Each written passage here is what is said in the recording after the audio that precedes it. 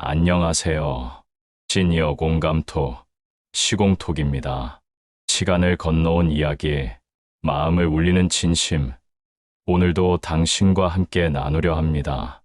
오늘 제가 들려드릴 이야기는 70년을 살고 나서야 비로소 알게 된 인생의 진리에 관한 겁니다. 살다 보면요, 정말 뜻대로 되지 않는 날들이 있습니다. 믿었던 사람에게 배신당하고 내가 옳다고 믿은 길이 절벽으로 이어질 때도 있었죠. 그때는 세상이 무너지는 줄 알았습니다. 그런데 이상하죠. 그 모든 날이 지나고 나니 제 삶에 꼭 있어야 했던 교과서에 없는 수업이었더군요. 지금 이 이야기를 듣고 계신 여러분도 어쩌면 그런 길 위에 서 있을지도 모릅니다. 그래서 이 이야기를 나누고 싶었습니다. 아, 나만 이런 게 아니었구나. 그렇게 마음 한켠이 가벼워지셨으면 그걸로 충분합니다. 이 방송은 인생의 마지막 장이 아니라 지금부터가 가장 소중한 한 페이지임을 믿는 분들과 함께합니다. 구독, 좋아요. 요즘은 그 말이 다소 가볍게 느껴지기도 하죠. 하지만 저는 감히 이렇게 말하고 싶어요. 당신의 손끝 하나가 누군가의 오늘을 살게 할 수도 있습니다. 구독과 좋아요는 이 이야기가 더 멀리 가는데 큰 힘이 됩니다. 꾹 눌러주세요. 그럼 이제 저의 이야기를 하나씩 들려드릴게요. 70년을 살아보니 결국 내 삶을 바꾼 5가지 진리, 그 첫 장을 지금 함께 펼쳐볼까요? 첫 번째 진리는 고통은 내 인생을 망치지 않았다입니다. 29살. 그해 겨울은 유난히도 추웠습니다. 지갑 속에는 1,000원짜리 지폐 3장, 배달 알바로 채워넣은 손가락은 갈라지고 얼어붙어 있었죠.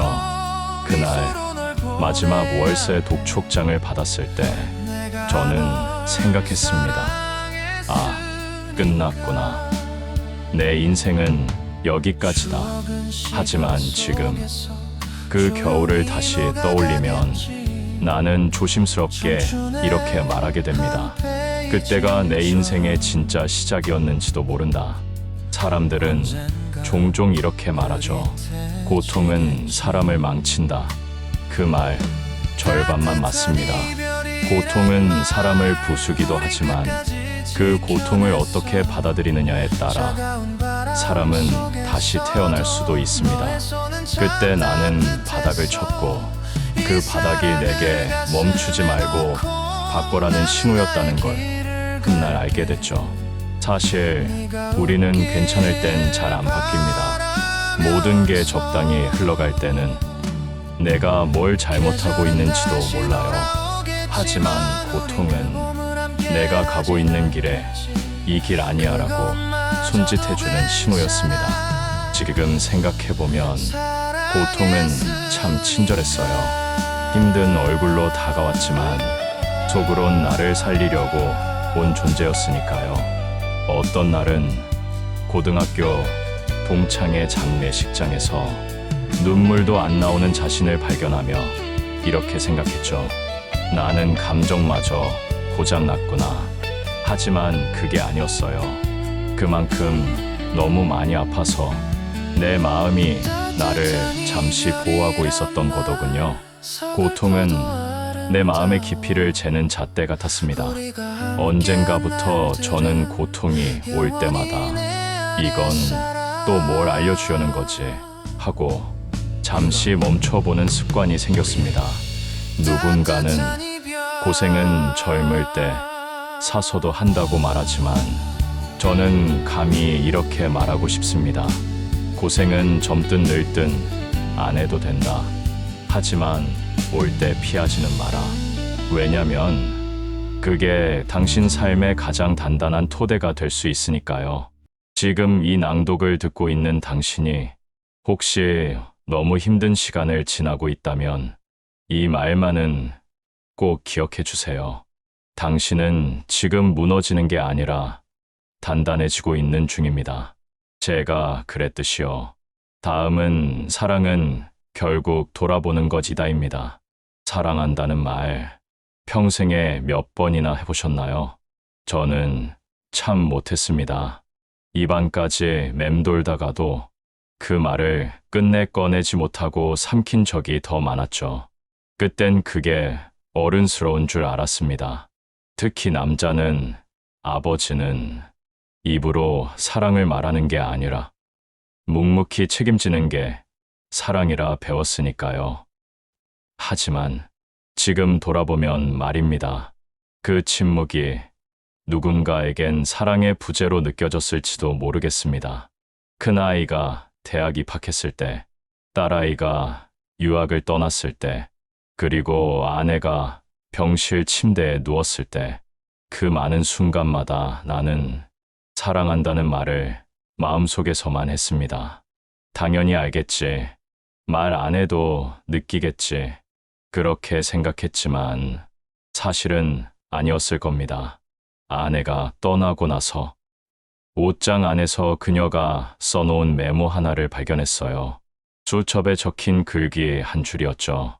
이 사람은 날 참 열심히 사랑했지만 그걸 말로 해주진 않았어요. 조금 아쉬워요. 그 한 줄이 내 가슴을 멍들게 했습니다. 사랑은요, 마주보는 게 아니라 돌아보는 거더군요. 앞서가는 사람을 위해 걸음을 늦춰주고 지나온 날들을 함께 기억하고 그때 내가 부족했던 말들을 이제라도 나지막이 전해주는 것. 그게 사랑이었습니다. 부모님을 처음 인간으로 바라본 날도 꽤 늦었습니다. 그분들도 누군가의 자식이었고 두려움 속에 살았던 평범한 사람이라는 걸 뒤늦게 알게 되었죠. 사랑은 거창한 선물이 아니라 돌아보는 말 한마디였습니다. 그때 당신 덕분에 제가 버틸 수 있었어요. 엄마, 미안해요. 그땐 제가 철이 없었죠. 아들아, 사랑한다. 그 말 참 못했구나. 지금이라도 괜찮습니다. 지금 이 순간, 이 낭독을 듣고 있다면 가슴 속에만 담아뒀던 그 사랑을 한 번쯤 꺼내어 주세요. 사랑은 때로 가장 단순한 한 문장에서 살아납니다. 고맙다. 미안하다. 그리고 사랑한다. 이 세 단어만큼 세상을 부드럽게 만드는 말은 없습니다. 세 번째 진리는 될 놈은 된다는 말 절대 믿지 말아입니다. 살다 보면 참 자주 듣게 되는 말이 있습니다. 야, 될 놈은 된다니까. 어느 날 친구는 그렇게 말했죠. 야, 쟤는 원래 되는 애야. 우리는 안 돼. 타고난 게 달라. 그 말에 나도 고개를 끄덕였던 것 같습니다.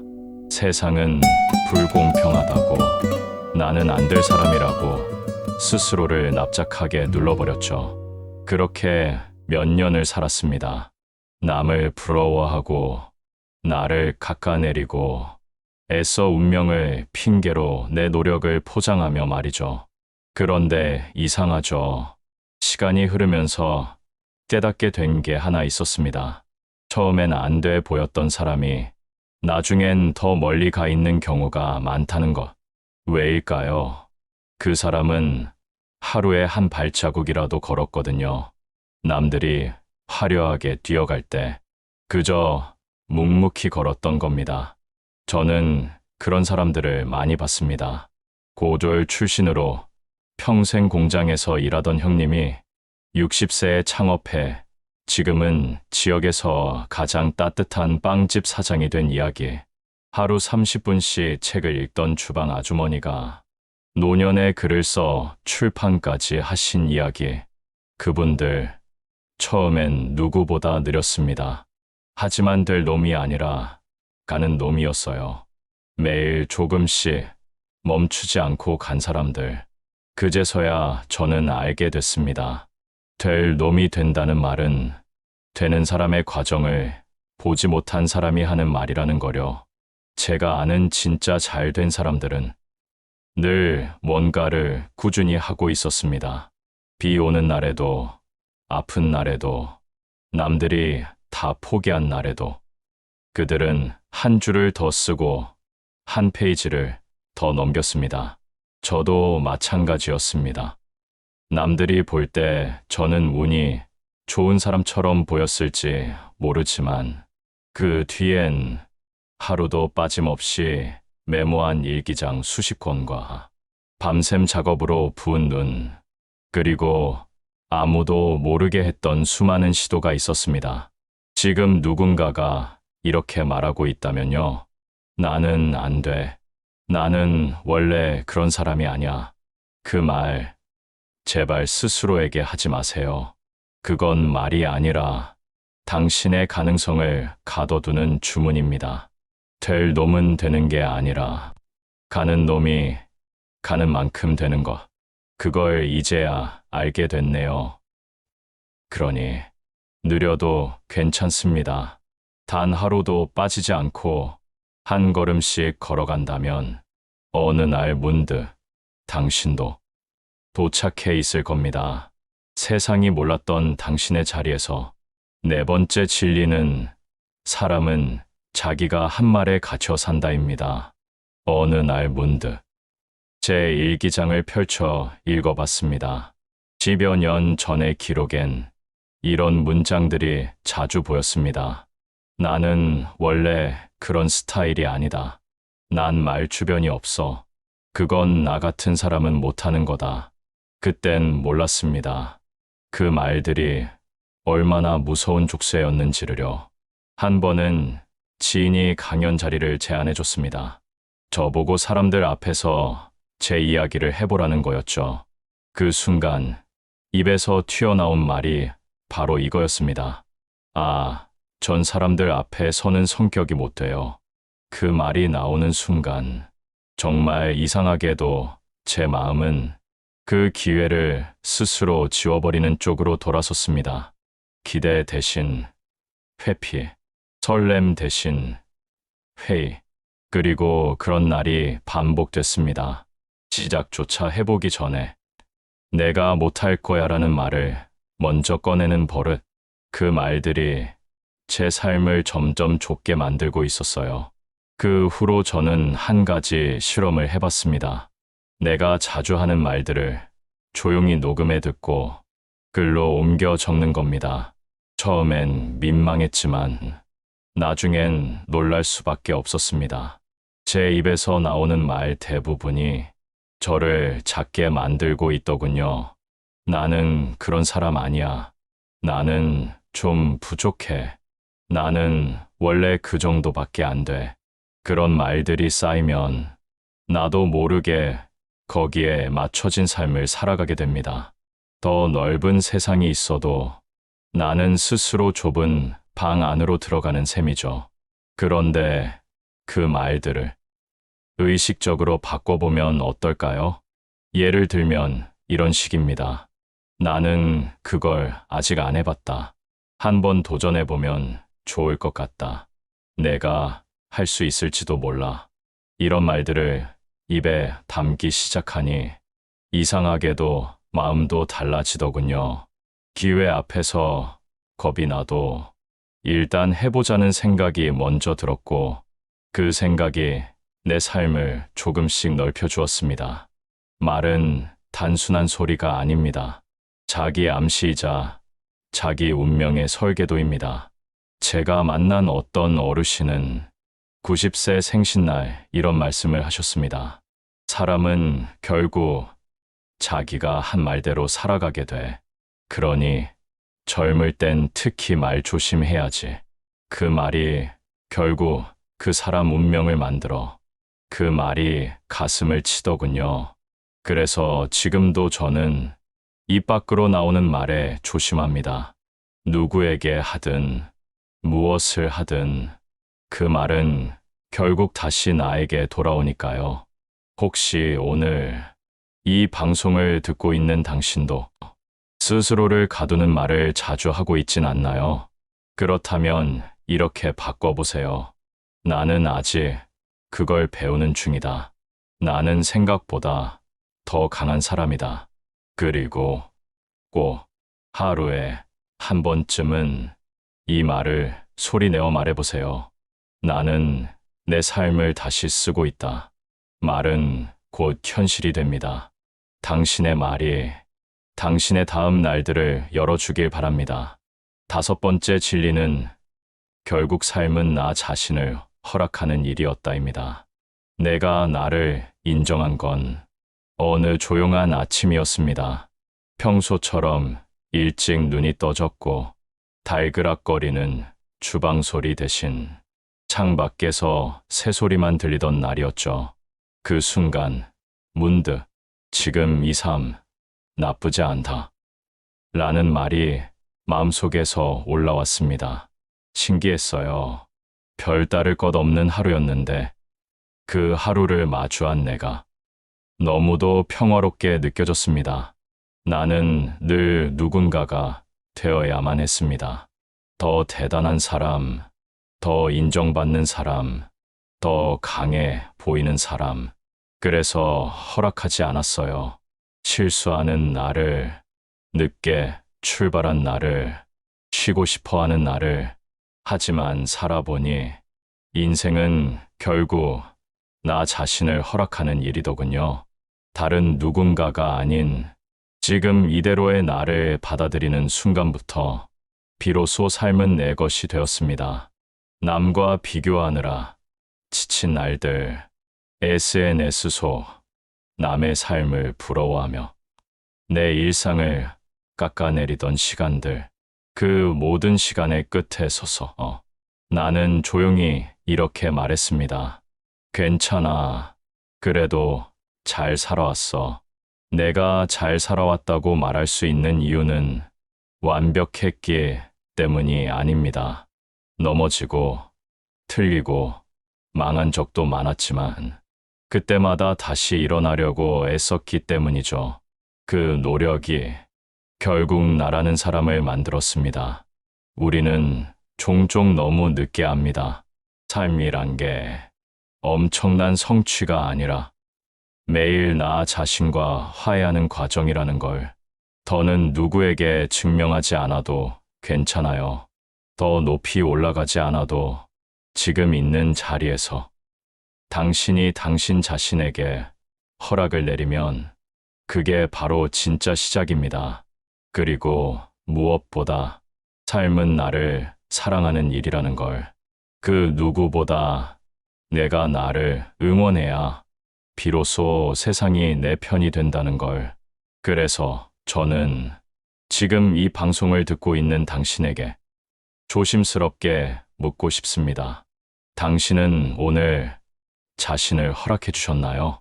지금의 당신도 괜찮다고 따뜻하게 말해 주셨나요? 만약 그렇지 못했다면 이 말을 선물로 드리고 싶습니다. 괜찮아. 지금도 충분히 잘하고 있어. 이제 내 삶의 방향키는 남이 아니라 내가 쥐고 갑니다. 천천히, 단단하게, 그리고 한 걸음씩 내가 만든 길 위를 걸어가겠습니다. 어느 날, 한 청취자 분께서 이런 말씀을 남기셨어요. 당신의 이야기를 들으면서 저도 제 인생을 처음으로 돌아봤습니다. 그 문장을 읽는 순간 이 목소리로 누군가의 시간을 위로할 수 있다면 그걸로 충분하다는 생각이 들었습니다. 삶은 결국 누가 더 빨리 가느냐가 아니라 누가 더 진심으로 자기 삶을 살아냈느냐의 싸움이 아닐까 싶어요.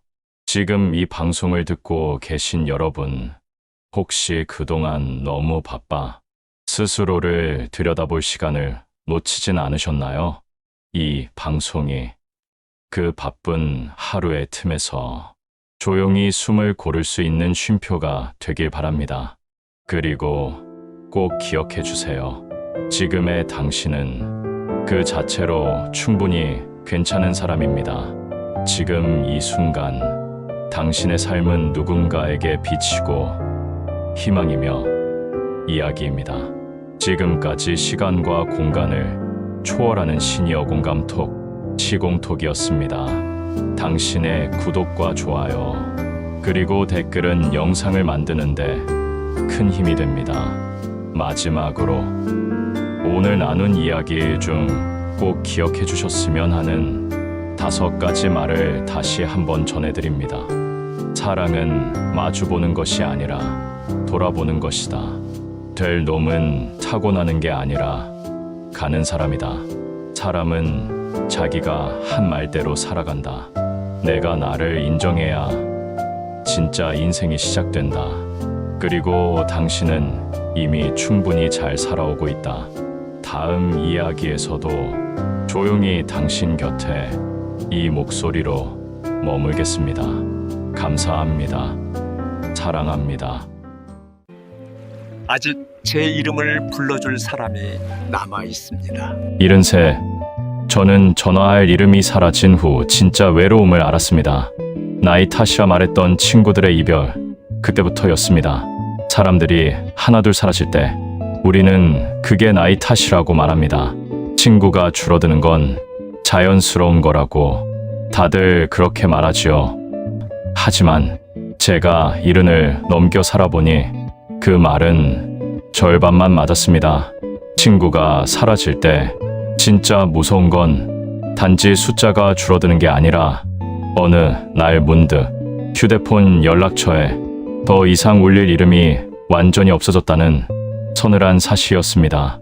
구독과 좋아요는 이런 영상을 제작하는데 제게 큰 힘이 됩니다. 감사합니다. 이제 출발합니다. 저는 올해 73, 백수복이라고 합니다. 오늘은 친구가 하나둘 소리 없이 떠날 때 비로소 깨닫게 된 진짜 외로움의 무게와 그 외로움을 붙잡는 아주 작은 용기에 대해 제 이야기로 천천히 들려드리겠습니다. 1부, 전화벨이 멈춘 방, 소리 없이 찾아온 고독. 젊을 때는 제 주변이 늘 북적였습니다. 학교 친구, 직장 동료, 밤늦게까지 잔을 기울이던 술 친구, 주말마다 낚싯대를 들이우던 모임 친구까지 전화 한 통이면 누군가는 늘 만날 수 있었고, 그땐 사람이 곁에 있는 게 공기처럼 당연한 줄 알았습니다. 하지만 어느 순간부터 모임이 눈에 띄게 줄었습니다. 처음엔 바쁘다며 안 나오는 친구가 생기더니 그 다음엔 아프다며 빠지는 친구가 늘었고, 나중엔 아무 말 없이 소식이 뚝 끊기는 친구들이 생겼습니다. 저는 크게 신경 쓰지 않았습니다. 사람 사는 게 다 그런 거지. 나이가 들면 정리되는 거지. 스스로를 그렇게 달랬지요. 문제는 어느 날의 침묵이었습니다. 휴대폰을 들고 연락처를 훑어보다가 문득 전화를 걸 사람이 떠오르지 않았습니다. 걸 수는 있는데 걸고 싶지 않은 사람들만 남아 있었습니다. 안부를 묻기엔 너무 오래 연락을 안 했고, 괜히 전화했다가 민폐가 될 것 같았고, 통화가 길어질까 봐 괜히 부담스러웠습니다. 그때 처음으로 섬뜩한 생각이 들더군요. 아, 내가 혼자가 되어가는구나. 외로움이라는 건 갑자기 오는 게 아니었습니다. 아주 천천히 아무 소리 없이 다가왔습니다. 전화벨이 울리지 않는 하루, 새로운 메시지가 없는 일주일, 안부를 묻는 사람이 없는 한 달. 그렇게 시간이 쌓이자 외로움도 습관처럼 제 삶에 자리를 잡았습니다. 2부, 가장 무서웠던 깨달음. 아무도 모르게 쓰러진다면 가장 힘들었던 건 몸이 아픈 날이었습니다. 몸이 아프면 마음도 걷잡을 수 없이 약해집니다. 어느 날 감기 몸살로 하루 종일 집에 누워 있었습니다. 아내는 잠깐 외출 중이었고 집 안은 마치 폐가처럼 유난히 조용했습니다. 그때 문득 이런 생각이 들었습니다. 만약 지금 내가 쓰러져 숨을 멈춘다면 누가 제일 먼저 알게 될까? 아무도 떠오르지 않았습니다. 오직 아내가 돌아와서야 알게 될 것입니다. 그 순간 숨이 턱 막히는 것 같았습니다. 갑자기 그날 집 안의 정막이 제 가슴 안으로 들어왔습니다. 그제야 깨달았습니다. 내가 두려워했던 건 혼자 밥 먹고 혼자 TV 보는 시간이 아니라 아무에게도 필요 없는 사람이 되어버렸다는 차가운 느낌이었습니다. 며칠 뒤, 젊을 때 거의 매일 붙어 다니던 친구의 부고를 들었습니다. 장례식장에 가보니 저 말고도 낯익은 얼굴이 몇 명 더 있었지만 우리는 서로 어색하게 고개만 끄덕일 뿐 무슨 말을 해야 할지 몰랐습니다. 친구는 이미 세상을 떠났는데 우리는 그 친구보다 먼저 서로에게서 멀어져 있었던 겁니다. 저는 그날 집으로 돌아오는 길에 한참을 걸었습니다. 그리고 제 자신에게 처음으로 솔직해졌습니다. 나는 사람을 잃은 게 아니라 사람을 밀어 두고 있었구나. 바쁘다는 이유로, 귀찮다는 이유로, 나중에 보자는 말로 연락을 미뤘고 그 나중은 끝내 오지 않았습니다. 3부, 외로움을 붙잡는 용기, 먼저 다가간 한 통의 전화. 그때부터 저는 작은 결심을 했습니다. 사람을 기다리지 말고 먼저 다가가 보기로요. 그런데 처음엔 정말 어색했습니다. 몇 년 만에 전화를 걸어 잘 지내냐고 묻는 게 왜 그렇게 입이 떨어지지 않던지요. 마치 첫사랑에게 연락하는 기분이었습니다. 그래도 용기를 냈습니다. 소화기 너머에서 한참 만에 들려오는 그 목소리, 그 한마디가 이렇게 가슴 벅차게 반가울 줄 몰랐습니다. 우리 이제 늙었네. 그래도 살아있네. 그 허허로운 웃음 속에 지난 세월의 공백이 조금씩 따뜻하게 메워지는 것 같았습니다. 물론 모든 연락이 이어지지는 않았습니다. 이미 각자의 삶이 너무 멀리 가버린 경우도 있었고 아예 받지 않는 전화도 있었습니다. 그럴 땐 마음이 아팠지만 저는 한 가지를 확실히 알게 되었습니다. 노후의 외로움은 사람이 없어서 오는 게 아니라 사람을 향해 손을 내밀지 않을 때 더 깊어진다는 사실을요. 친구는 자연히 남는 게 아니라 늙어서도 계속 선택해야 하는 주체적인 관계였습니다. 에필로그, 남겨진 이름들의 무게. 이제 저는 예전처럼 친구가 많지 않습니다. 예전에는 연락처가 수백 개였지만 지금은 제 이름을 불러줄 사람 몇 명이면 충분합니다. 하지만 한 달에 한 번 정기적으로 안부를 나누는 친구, 가끔 같이 밥을 먹는 친구, 아프면 서로 먼저 병원 알림이가 되어 묻는 친구가 몇 명 남아 있습니다. 그 몇 명이 제 삶을 오늘도 붙잡아주는 소중한 끈이 되어주고 있습니다. 이제는 외로움이 와도 예전만큼 무섭지 않습니다. 적어도 누군가의 전화기에 제 이름이 아직 울릴 수 있는 이름으로 남아있다는 걸 알기 때문입니다. 혹시 요즘 전화기만 들여다보며 하루를 보내고 계신가요? 그렇다면 단 한 번만 용기 내어 먼저 연락해 보십시오. 상대도 같은 생각을 하며 당신의 연락을 기다리고 있었을지 모릅니다. 친구가 하나둘 사라질 때 진짜 외로움은 그때부터 시작됩니다. 하지만 그 외로움은 늦지 않게 우리가 먼저 손을 내밀어 붙잡을 수도 있습니다. 저는 73, 백수복입니다. 늦게 알았지만 그래도 다행입니다.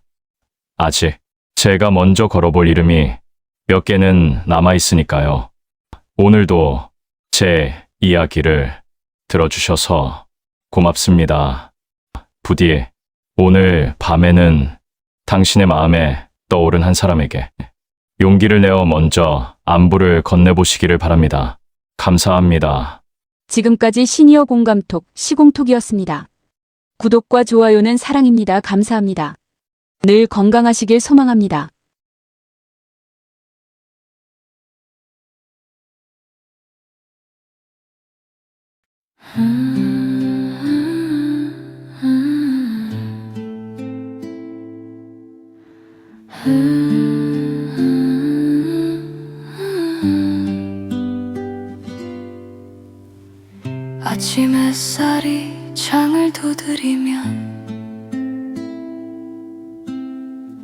어제보다 조금 느린 걸음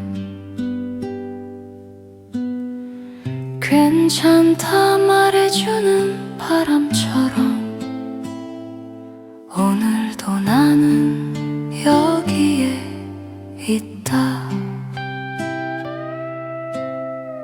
지금까지 참 잘 살아왔다.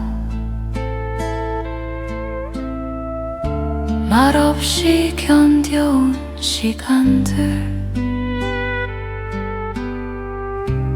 누가 알아주지 않아도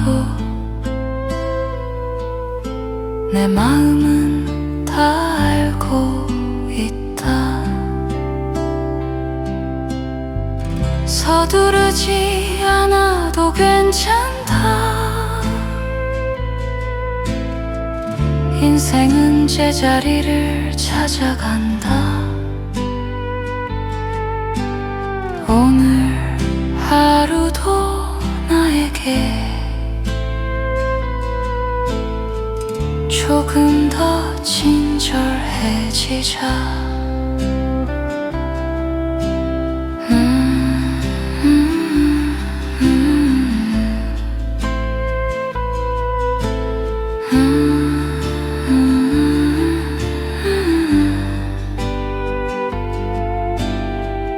몸은 말없이 나를 돕고 숨결 하나에도 이야기가 있고 지금의 나도 충분히 소중한 사람이라는 걸 서두르지 않아도 괜찮다. 인생은 제자리를 찾아간다. 오늘 하루도 나에게 조금 더 친절해지자. 아침이 지나 저녁이 와도 나는 나로서 충분하다.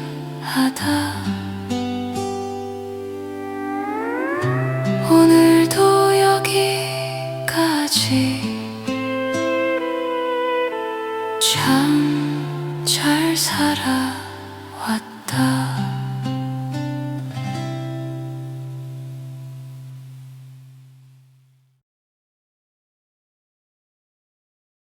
안녕하세요. 시간과 공간을 초월하는 시니어 공감토 지리공톡입니다. 지금 이 영상을 보고 계신 분들 중에는 60대의 문턱에 서 계신 분도 70대를 살아가는 중인 분도 혹은 이미 80대에 접어든 인생의 선배님들도 계실 겁니다. 오늘 제가 나누고 싶은 이야기는 그 어떤 자기계발서에도 그 어떤 유명 강연에서도 듣기 어려운 진짜 인생 이야기입니다. 지금 80세인 제가 만약 60세로 돌아간다면 무엇을 꼭 하고 싶은지, 무엇을 절대로 놓치지 말아야 할지 가슴 깊이 후회하고 또 되새긴 이야기들을 정말 진심으로 그리고 아주 솔직하게 말씀드리려 합니다. 혹시 지금 이런 생각하고 계시진 않나요? 이 나이에 뭘 새로 시작해? 이제는 그냥 편하게 쉬고 싶다. 지금까지도 잘 살아왔으니 괜찮겠지. 하지만 저는 감히 말씀드리고 싶습니다. 지금 이 순간이 인생을 바꿀 수 있는 결정적인 시간일 수 있습니다. 남은 인생이 아니라 앞으로의 인생을 위한 시간 말입니다. 60대는 단지 노년의 시작이 아닙니다. 앞으로 펼쳐질 20년, 30년 인생을 건강하게, 의미 있게 살아가기 위한 준비의 골든타임입니다.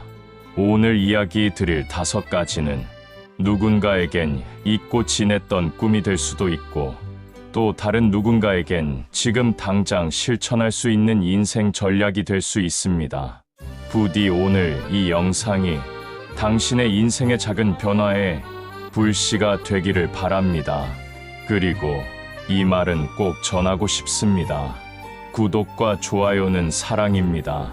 진심이 닿는 이야기, 앞으로도 계속 전해드릴 수 있도록 여러분의 응원이 큰 힘이 됩니다. 그럼 지금부터 80세에 제가 60세로 돌아간다면 무엇을 꼭 하고 싶은지 5가지 이야기를 하나씩 나눠보겠습니다.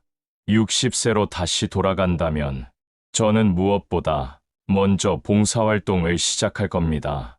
이 말에 고개를 갸웃하시는 분도 계실 겁니다. 내 몸 하나 챙기기도 벅찬데 봉사라니요? 저도 그랬습니다. 65세 은퇴를 하자마자 이제 좀 쉬자는 마음뿐이었습니다. 아침 늦게 일어나고 TV를 켜고 오늘은 뭐 먹을까만 고민하며 하루를 보냈습니다. 그런데 이상하게도 시간이 지날수록 마음은 더 허전해지고 몸도 더 무거워졌습니다. 어느 날 엘리베이터에서 자주 마주치던 친정 할머니가 말을 거시더군요. 박 선생, 요즘도 집에만 계세요? 저는 일주일에 2번 아동센터 가요. 책 읽어주는 봉사. 그 시간이 제일 기다려져요. 그 한마디에 괜히 마음이 찔렸습니다. 그날 저녁, 저는 거실 한켠에서 혼잣말처럼 이렇게 중얼거렸습니다. 나도 뭔가 할 수 있을까?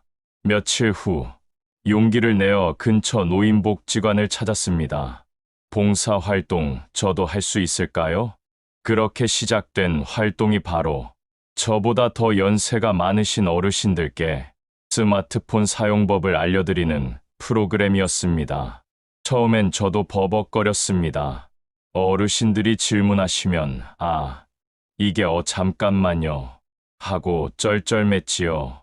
하지만 몇 주 지나니 저보다 10살 이상 많은 어르신들이 박 선생 덕분에 손주랑 영상통화했어요 하며 손을 꼭 잡아주실 때 그 따뜻함이 제 안에 꽉 차올랐습니다. 무언가를 나눈다는 건 내가 가진 것을 줄이는 게 아니라 삶의 의미를 되찾는 일이더군요. 그동안 잊고 살았던 필요한 사람이라는 느낌, 나도 누군가에게 도움이 될 수 있구나 하는 자존감, 그게 봉사활동을 통해 제게 다시 찾아온 것이었습니다. 어느 날은 지역 행사에 참여해 홀로 사시는 어르신 댁에 반찬을 전달하러 갔습니다. 집 문을 열고 나온 할아버지가 그러셨습니다. 내가 오늘 누군가한테 밥을 받는 날도 있구먼. 고마우이. 그 말이 제 인생을 바꿔놓았습니다. 나누는 사람이 아니라 먼저 다가가는 사람이 되는 것. 그게 바로 60대부터 가능한 진짜 기적이더군요. 다시 60대로 돌아간다면 저는 더 일찍, 더 자주 나누고 싶습니다. 누구에게 큰 돈을 기부하겠다는 게 아닙니다. 그저 2 손 가볍게, 마음 무겁게 누군가의 하루에 따뜻한 인사를 건네는 것부터 시작하고 싶습니다. 그때는 몰랐습니다. 누군가의 마음을 살피는 시간이 결국 내 마음도 살리는 시간이라는 걸. 제가 60대로 돌아간다면 2번째로 꼭 하고 싶은 일은 바로 디지털 기술을 외면하지 않는 것입니다. 스마트폰은 그저 전화기라고만 생각했습니다. 전화 받고 문자만 하면 됐지. 저는 60대 초반까지도 내가 SNS를 하겠어? 유튜브를 보겠어? 심지어 손주가 사진을 보내줬는데 그걸 열어보질 못해 며칠씩 모른 척한 적도 있습니다. 창피하더군요. 문제는 그게 끝이 아니었습니다. 의료 예약, 은행 업무, 택시 호출, 식사 주문까지 세상은 이미 모바일 중심으로 돌아가고 있었는데 저만 혼자 시간을 거꾸로 살고 있었던 겁니다. 그때 우리 아파트 이웃인 윤 할아버지가 이렇게 말씀하셨습니다. 내가 70 넘어서 스마트폰 배운 건 손주랑 영상 통화하고 싶어서였어. 처음엔 겁났지. 그런데 하다 보니 별거 아니더라고. 그 말을 듣고 저도 스마트폰 교실에 등록했습니다. 솔직히 처음엔 귀찮았고 배워도 금세 잊어버리는 제 모습에 화가 나기도 했습니다. 하지만 어느 날 해외에 있는 손녀와 직접 영상통화를 했을 때 그 아이가 할아버지 직접 보니까 너무 좋아요. 하며 환하게 웃는 얼굴을 화면에서 볼 때 저도 모르게 눈물이 핑 돌았습니다. 기술은 차가운 게 아니었습니다. 기술은 사람을 이어주는 따뜻한 다리였습니다. 유튜브로 요리 영상을 보며 아내와 함께 새로운 반찬도 만들어 봤고 인터넷으로 도서관, 책도 예약해 봤습니다. 처음엔 두렵던 온라인 쇼핑도 이젠 내게 맞는 신발 하나쯤은 직접 찾아 주문할 수 있습니다. 이런 변화가 제 일상을 얼마나 풍요롭게 만들었는지 모릅니다. 그때 만약 포기했다면 지금 저는 여전히 이거 어떻게 하는 거야? 나 이런 건 몰라. 라는 말만 반복하며 세상과 점점 멀어지고 있었을 겁니다. 디지털은 젊은이들만의 것이 아닙니다. 이제는 모든 세대의 생존 도구입니다. 저는 늦게 배운 만큼 더 감사했습니다. 그리고 늦게 배웠기에 더 많은 시니어 분들에게 할 수 있다는 용기를 줄 수 있었지요. 여러분, 지금 스마트폰이 낯설고 두려운 분이 계시다면 꼭 이 말은 기억해 주세요. 두렵기 때문에 피하면 평생 불편함은 내 몫입니다. 두렵기 때문에 배우면 남은 인생은 내 손안에 들어옵니다. 60세로 돌아간다면 저는 디지털을 친구 삼아 더 많은 사람과 이어지고 더 많은 세상과 연결되며 더 풍성한 삶을 살고 싶습니다. 세 번째로 제가 60대로 돌아간다면 꼭 하고 싶은 일은 배우고 만들고 즐기는 삶을 다시 시작하는 것입니다. 어떤 거창한 목표가 아니라 내 마음을 설레게 하는 아주 사소한 취미 말입니다. 60대의 저는 하루하루가 너무 똑같았습니다.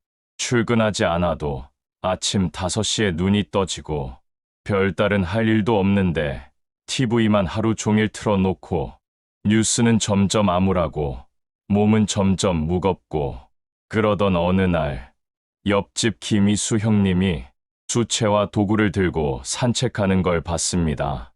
아니 형님, 이 나이에 무슨 그림을 그려요? 그랬더니 웃으며 이렇게 말하더군요. 이 나이니까 그릴 게 더 많지 않겠나? 그 말이 가슴을 찔렀습니다. 저도 사실 젊었을 때 통기타 치는 게 꿈이었습니다. 혼자 사랑밖엔 난 몰라를 코드만 잡아가며 퉁퉁거리던 기억, 지금도 생생합니다. 하지만 이 나이에 무슨 기타야 하며 그냥 덮어버렸습니다. 그러나 김 형님은 63세에 수채화를 시작했고 지금은 81세에 동네 갤러리에서 작은 개인전까지 열었습니다. 그는 말합니다. 내가 그리는 건 풍경이 아니라 내 인생이야. 정말 그랬습니다. 취미는 단순한 시간이 아닙니다. 삶의 표정을 바꿔주는 거울이고 세상을 더 따뜻하게 보게 하는 창문입니다. 또 다른 친구, 최 선생님은 66세에 영어 공부를 시작했습니다. 영어가 뭐 그렇게 중요해? 했던 분이 유럽 배낭여행을 다녀오더니 눈빛이 달라졌습니다.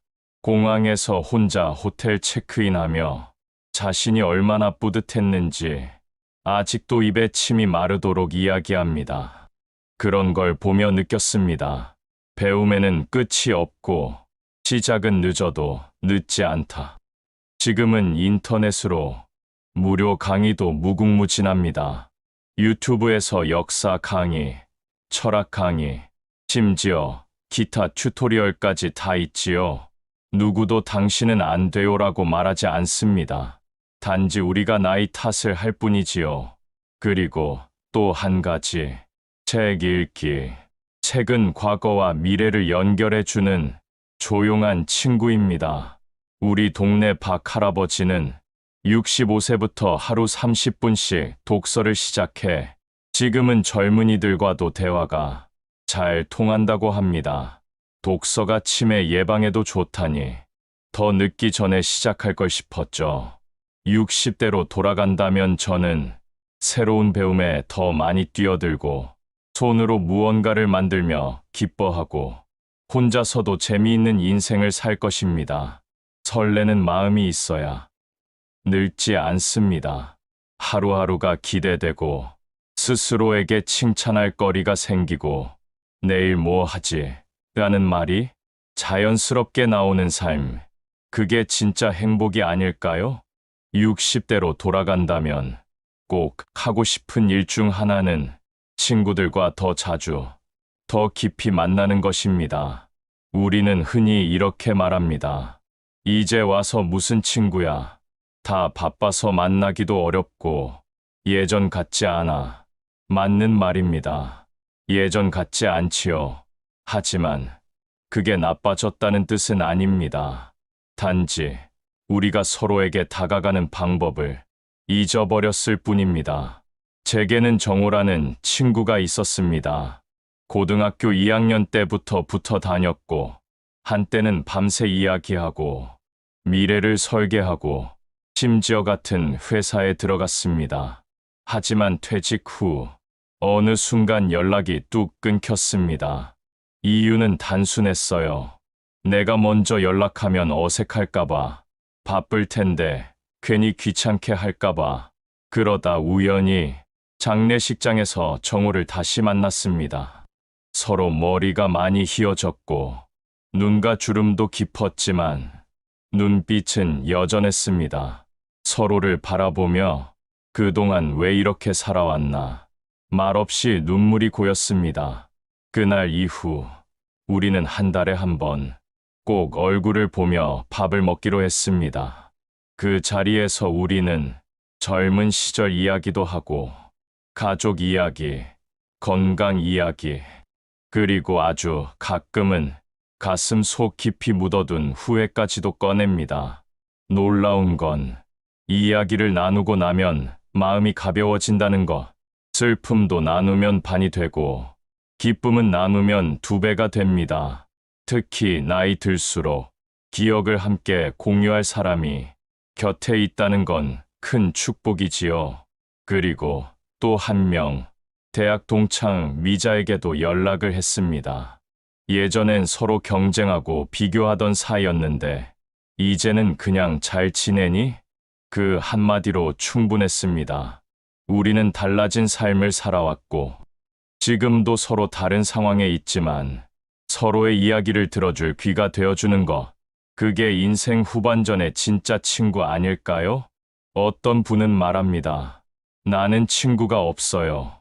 그렇다면 이 기회에 새로운 친구를 사귀는 것도 멋진 도전입니다. 독서 모임, 등산 모임, 동네 공방이나 평생교육센터에서 나이와 상관없이 만날 수 있는 사람들. 처음엔 어색하지만 마음 한 자락 내어주면 따뜻한 인연이 피어납니다. 60대는 관계를 다시 쓰는 나이입니다. 단절된 인연을 다시 잇고 새로운 만남에 마음을 열고 혼자서만 사는 인생이 아니라 함께 살아가는 기쁨을 되찾는 나이. 다시 60대로 돌아간다면 저는 친구와의 깊은 대화를 인생의 가장 중요한 시간으로 삼겠습니다. 돈보다, 건강보다 더 소중한 건 나를 이해해주는 사람의 존재입니다.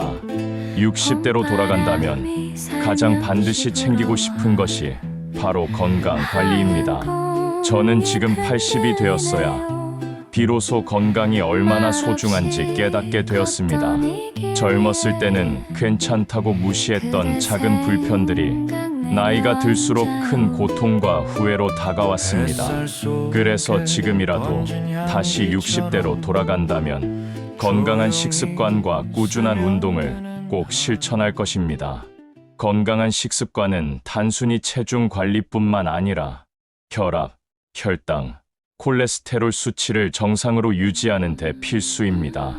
짠 음식, 기름진 음식, 인스턴트 식품 대신 채소와 과일, 고단백 저지방 식단을 중심으로 균형 잡힌 영양을 섭취해야 한다는 것을 알게 되었습니다. 또한 매일 30분 이상 걷기와 같은 가벼운 유산소 운동은 혈액순환을 촉진하고 심장 건강에 도움을 줍니다. 제 친구 이 할아버지는 65세부터 매일 아침 공원에서 걷기 운동을 시작했고 지금은 80대가 되었지만 활기차게 손주들과 놀고 있습니다. 운동은 근육과 관절 건강을 유지해 일상생활의 독립성을 지키는 데도 큰 역할을 합니다. 무리하지 않는 선에서 꾸준히 하는 것이 가장 중요합니다. 또한 스트레스 관리는 건강의 또 다른 열쇠입니다. 젊었을 때 마음의 무게를 가볍게 여기고 방치했던 것들이 노년기에 우울증과 불면증으로 나타나기도 했습니다. 그럴 때 전문가 상담과 명상, 규칙적인 수면 습관은 큰 도움이 됩니다. 여러분, 건강은 아무리 강조해도 지나치지 않습니다. 지금이라도 식습관을 돌아보고 몸을 움직이는 습관을 만들어 보세요. 작은 변화가 여러분의 삶을 완전히 바꿔놓을 수 있습니다. 60대부터 시작하는 건강 관리가 80대, 90대의 활기찬 삶을 보장하는 가장 큰 투자임을 꼭 기억하시기 바랍니다. 시간과 공간을 초월하는 시니어 공감톡, 시공톡과 함께 해주셔서 진심으로 감사합니다. 오늘 여러분과 나눈 이야기가 60대로 돌아간다면 꼭 하고 싶은 5가지에 대한 깊은 성찰과 희망이 되었길 바랍니다. 삶의 어느 순간에도 늦지 않았다는 사실, 새로운 도전과 변화를 받아들이는 용기가 얼마나 소중한지 우리 모두 기억하며 살아가길 바랍니다. 여러분의 인생이 매일매일 더욱 빛나고 풍요로워지길 진심으로 기원합니다. 그리고 이 채널이 여러분의 삶의 작은 영감과 힘이 되길 바랍니다. 구독과 좋아요는 저희에게 큰 힘이자 사랑입니다. 앞으로도 함께 지혜를 나누며 공감하고 성장하는 시간이 되도록 노력하겠습니다. 여러분의 댓글과 소중한 이야기도 언제나 기다리고 있습니다. 함께 소통하며 더 나은 내일을 만들어 가요. 인생은 나이가 아니라 마음가짐에 달려 있습니다. 오늘이 여러분 인생에서 가장 젊은 날입니다. 지금 바로 시작하세요. 다시 한번 감사드리며 다음 영상에서 또 만나 뵙겠습니다. 시간과 공간을 초월하는 시니어 공감톡, 시공톡이었습니다. 건강하시고 행복하세요.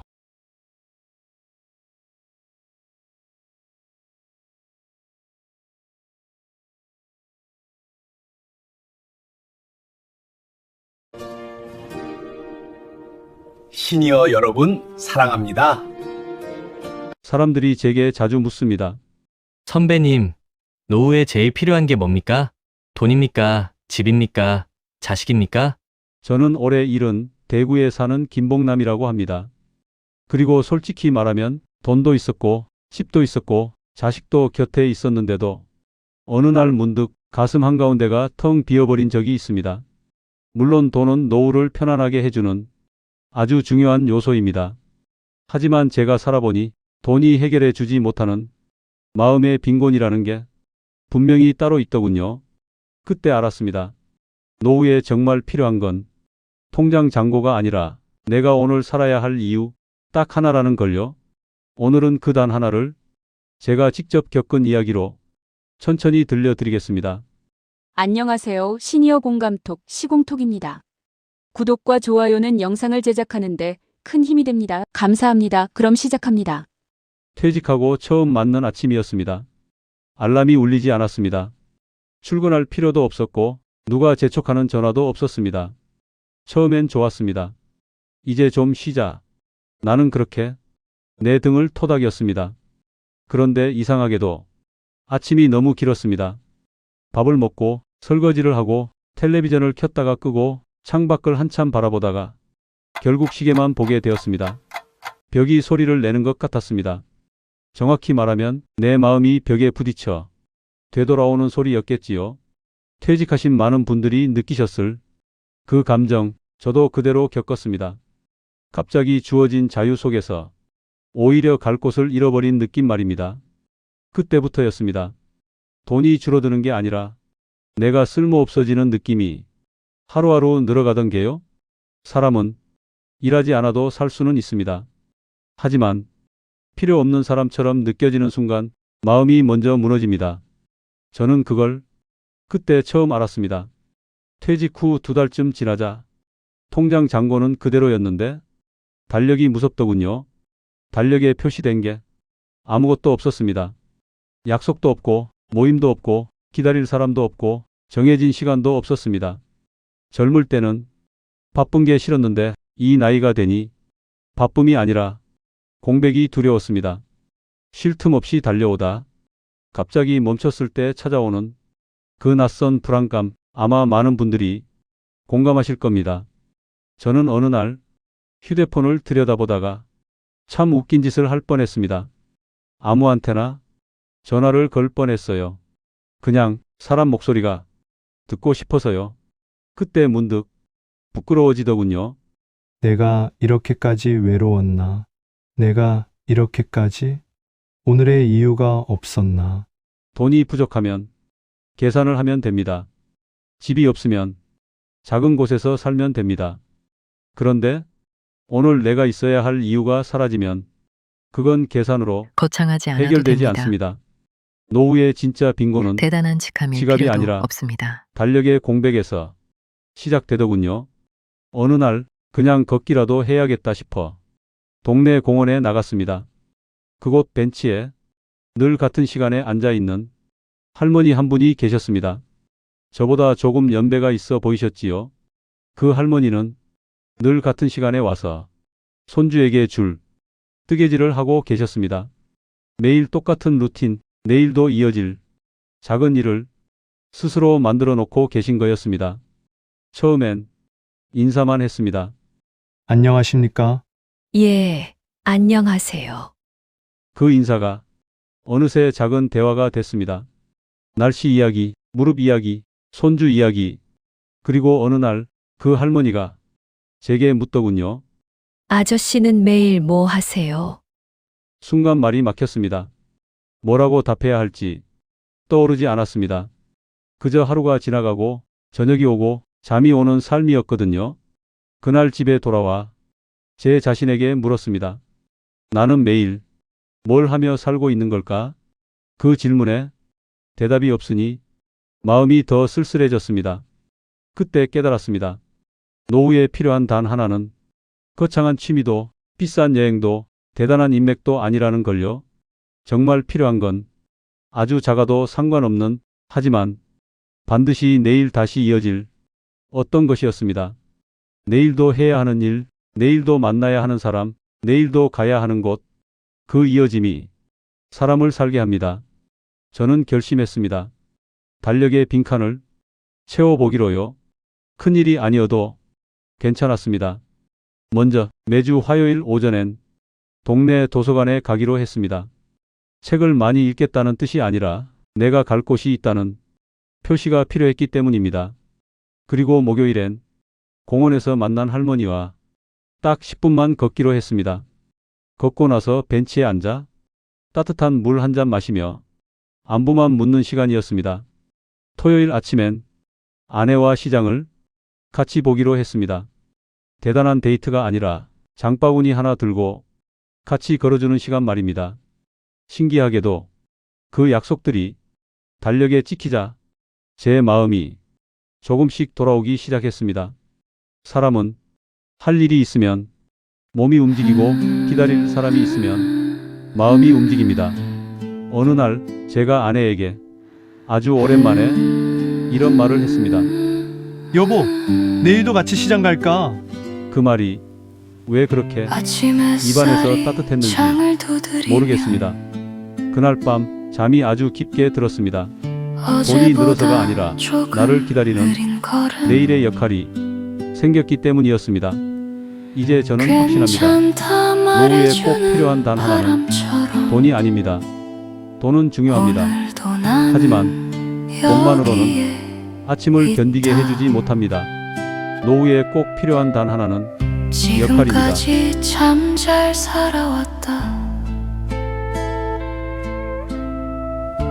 말없이 매일 아침 견뎌온 화분에 물을 주는 사람, 시간들. 일주일에 한 번 동네를 걸으며 봉지를 줍는 사람, 손주에게 먼저 전화하는 사람, 친구에게 안부 문자 한 줄 보내는 사람, 아내의 저녁 설거지를 맡아주는 사람, 동네 작은 모임에서 이름 불려주는 사람, 이런 작은 역할들이 모여 나는 아직 삶에서 빠지지 않은 사람이라는 감각을 만들어줍니다. 그 감각이 사라지면 우리는 사람들 사이에서 조용히 사라진 느낌을 받게 됩니다. 그게 참 무섭습니다. 그래서 저는 이 나이의 후배들에게 이렇게 말합니다. 노후 준비는 통장만 채우는 게 아닙니다. 달력도 같이 채우십시오. 내일 다시 이어질 약속 하나, 내가 맡을 작은 역할 하나를 지금부터라도 만들어 두십시오. 사람은 돈으로 사는 게 아니라 이유로 삽니다. 그 이유는 생각보다 아주 작은 데서 시작됩니다. 혹시 요즘 아침이 괜히 길고 저녁이 괜히 허전하신가요? 저도 그랬습니다. 인생의 짐을 다 내려놓았는데도 마음은 오히려 더 무거워지는 기분이 들었습니다. 그렇다면 무언가가 부족한 게 아니라 무언가가 사라진 걸지도 모릅니다. 내가 오늘 살아야 할 이유 그 단 하나 말입니다. 오늘 이 이야기가 끝나면 아주 작은 것부터 해보시면 어떨까요? 달력에 딱 한 줄만 써보십시오. 내일 10분 산책, 이번 주에 친구에게 안부, 도서관 가기, 봉사 신청 전화하기, 아내와 시장 동행, 그 한 줄이 생각보다 오래 여러분의 마음을 지켜줄 겁니다. 저는 올해 70입니다. 늦게 깨달았지만 그래도 다행입니다. 이제라도 내일을 만들 수 있으니까요. 여러분은 어떠신가요? 여러분의 달력엔 내일의 이유가 적혀 있습니까? 오늘도 들어주셔서 고맙습니다. 사랑합니다. 그리고 우리 내일도 만납시다. 구독과 좋아요는 제게 큰 힘이 됩니다. 시니어분들을 응원합니다.